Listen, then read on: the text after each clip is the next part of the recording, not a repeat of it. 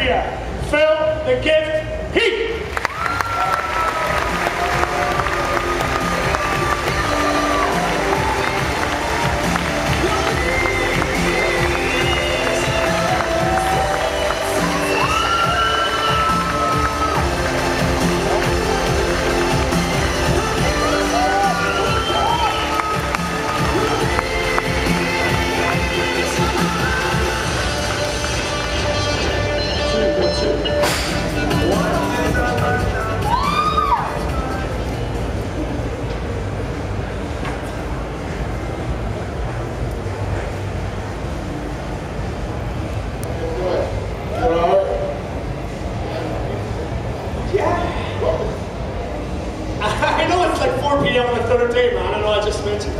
That just happens. I can tell that. That means that everyone in here probably went out partying last night. Because on Friday, everybody's like, woo! Saturday comes, woo! And then Sunday, yeah, whatever. You guys doing okay? All right. Yeah? I'm tired, of course. I get it. What's it called? The beef. Yeah. This is unreal. I have to tell you guys, thank you all for coming. I really appreciate it. You guys, really make us like me continue to want to improve, not just on stage, but off stage. It's getting here at the Bodypower. It's gotten better. And it ain't because of me, let me tell you. It's because of you guys, because of your efforts to travel. I mean, I do come from the States, but you guys still take time out of your work schedule. I know a lot of guys who are busy with work, just come out. Support guys like me and all these other amazing athletes. I know that you're not just here to just see one person, you're here to see a lifestyle. Yes, sir. You're here to get some motivation, be inspired, and try to draw some type of energy. So then when you guys get back home or when you go to the gym, you have some better perspective. And that's what I'm here for. Getting ready to obviously depart. So, like I've always said, do not be bashful when it comes to me. I think I'm the easiest going freaking bodybuilding you will meet. And then I leave, everybody's gonna say, but I had a question. You have it right here. I'm gonna answer your questions. We're gonna have some fun. We're gonna have as much fun as you guys make it, right? All right, so yeah. Let's do it. Cool. Right, so do you want to just jump straight into it? Because I think it's good because we've got like an hour left. Well, you can. Yeah, I think it's good, man, because Just chill. no, that's good that you mentioned though about being like so open and so approachable, because Flex Lewis was here and actually mentioned that he feels that you two are pioneering bodybuilding and putting it in the spotlight where you can talk and they don't have the misconceptions that bodybuilders used to have when you can talk to people and introduce yourself and stuff. I'll talk too damn much, but you know. Alright, so do we have a question? Hi, Phil. I've followed your career for many years. I've seen like the vast improvements that you've made. Like you've got one of the like best physiques like of all time at the minute. Where do you think you can like improve for the next Olympia? Have you got anything like magic up your sleeve or anything like that? Yeah, I don't want to say magic, but I do want to say thank you. But you know, I definitely want to improve. Just obviously, just get a little bit bigger each year. When I first won my professional status. 05 Miss USA, I weighed 205 pounds. I competed at the New York Pro, my second pro win at 209. Now I weigh 250 pounds on stage. So each year, just a couple pounds. I was really watching a lot of other bodybuilders ahead of me that were putting on a lot of size very, very fast. I think they were really excited, saying, well, you know, I want to be the biggest guy, I want to be the biggest guy, because obviously at the time, Ronnie Coleman and Jay Cutler were the top two guys in the world. That was the standard, right? So in order for them to feel adequate, they pretty much put a lot of size on it. And I just figured, why not take a different approach? Why not just continue to be who I am, which is not a very tall or very, very wide structured guy, but what my strengths were was always good conditioning and full round muscles. So let's make that pop and have that three-dimensional look on stage, and over time it'll get better. Going into this contest, I mean, I'm going against some amazing guys. These guys are very, very excited. They want to knock me off the title, you know, and get a stand up for themselves. So I continually have to be who I am. I can't look at their photos or their videos and say, I want to be like them. I got to be who I am. And to really answer the question, just be a little bit sharper. And I always want to have detail. I always want to have the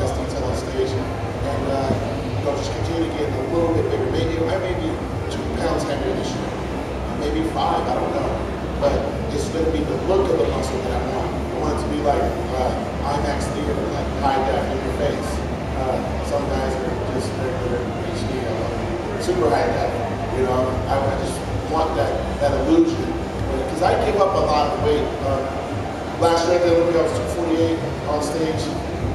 Kai Greene was 280, so I was still able to beat him, you know, giving up 30 pounds. I mean, that's not a weight. The way I do it is because of the fact that I try to work with different angles of the muscle and I try to get the best separation possible. I still have the thickness of the skin, so you can see everything in its entirety and have the balance. So obviously, you know, it's been working, won't deviate from it, not willing to stay healthy enough to continue to improve. Boy, any questions? Oh, in the back. What's up, Bob? How you doing? Hey Phil, just a quick question. Do you know the actual way that you were depicted in Generation 9, where it was like Kai was the underdog? Do you feel that they kind of made you not seem cocky, but like a bit full of yourself? Because people who followed your career know you're not exactly not like that at all. Yeah.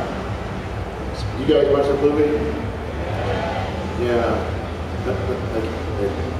I thought there wasn't a lot of backstory on me.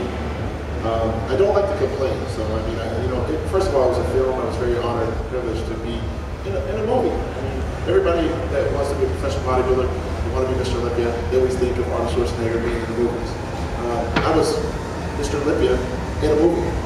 Arnold and I shared that together. I am the only Mr. Olympia since then to be in a film like that. So that was a blessing.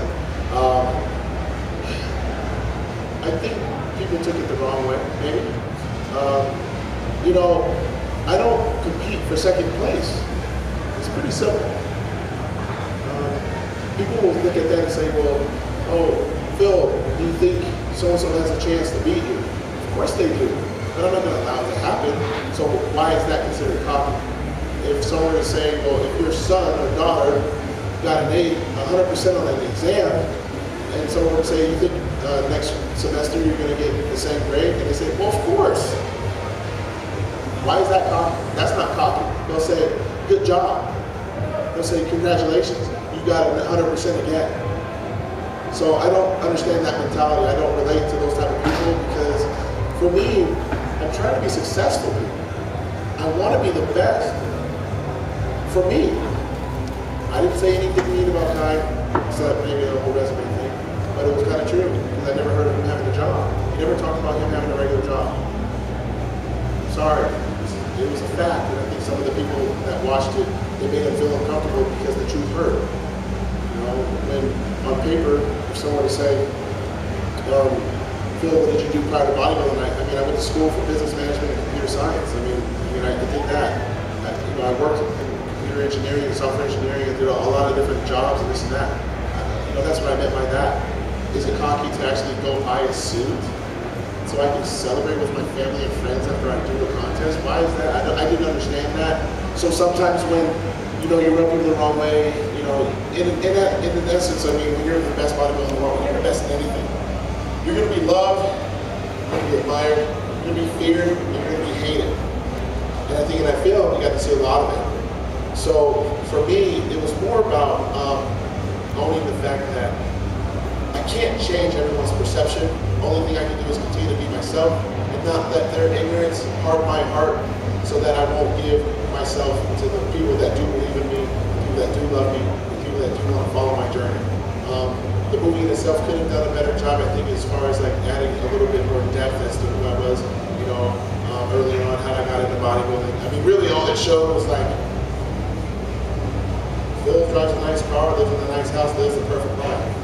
Kai lives in a dump, and he wants to knock Phil off the throne. That's not true. I mean, Kai makes a good living, we all make a good living. It was kind of weird to me because I thought, why does Kai have like the worst living situation out of everyone?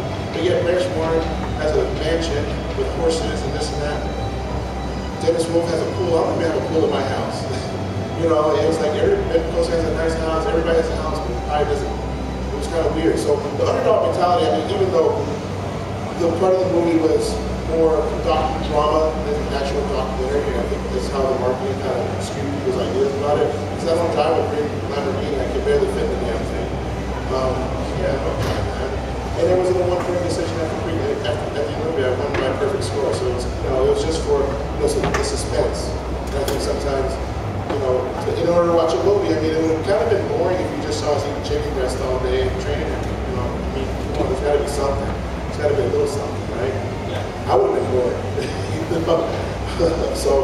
you know, like I said, you know, my job now is just to, you know, take that as a great experience, and who knows, man, hopefully I can do another film of some sort. And since then, I've had, you know, great opportunities to do, you know, short stuff, you know, short film in the States, and it's been great. You know, I come up with my own DVD productions, and, you know, those are ways that people, along with these chats, allow people to kind of get a glimpse as to who Phil Heath really is. Cool. Any questions from, oh, that was easy. That's all. Hey Phil, what's your and Kai Greene's friendship really like? Me and Jay? Kai. Me and Kai's friendship? Yeah. What's it really like? I don't really think we're friends, but I don't think... You know, I'll be honest with you, I was just walking through the expo to come here to come see you guys. You can ask anyone that was just over at his queue, who came by his queue to go say hi to him. It was me. Last 2 days, I came by and said, hey Kai, what's going on? How you doing? You feeling all right? This and that. He's like, hey, what's up? And I know he probably thinks I hate him. I know, I don't have time to be hating people. I got to worry about me winning the title. I mean, doing other business and bodybuilding stuff. I can't do that. I think the fans is what make it bigger than what it is. I really do. I mean, it's just, you know, 1 versus 2. I mean, I remember the days of Ronnie Coleman and Jay Cutler battles. Those were wars. So I think now Kai and I have that same thing. The fans with social media and all this other stuff, they really go hard on it. You know, it's like you're either a Kai fan, you're a Philly fan, and if you're one or the other, I mean, they're ready to scrap, they're ready to fight. You know, it's like, I guess we should fight Kai. You know what I mean? Like, you know, we're like on stage, you know, in these shots, and people have to keep in mind, I mean, there's going to come a point in time where he and I probably have more of a relationship. Right now, it's just not that time. Right now is a time where both of us are trying to achieve something that's very, very difficult to do. I am preventing him from reaching his goal. So why should he really like me? But he does respect me. And if he doesn't, I would remind him. Because I do respect him. And just a quick story about me and Kai. I watched Kai, what year it was? It was 06, 07. No, 06, it was 07 in New York Pro. He did the famous routine to the song Dirty Diana by Michael Jackson. A lot of people remember that, I'm sure, if you're a Kai Greene fan. Kai's on stage and I'm like this at the Tribeca Center, applauding this guy. I see all of these other fans looking back like, Phil, why are you applauding Kai? He's your competition. I said, look, I'm not a hater. You're not paying attention to what was on that stage just now. I am watching something that is epic. I am embracing what I'm seeing right now. This is amazing. See? So there's still a respect. Still respect his hard work and dedication. I mean, he and I collectively help the sport. So how can I not, in some ways, love and hate the guy?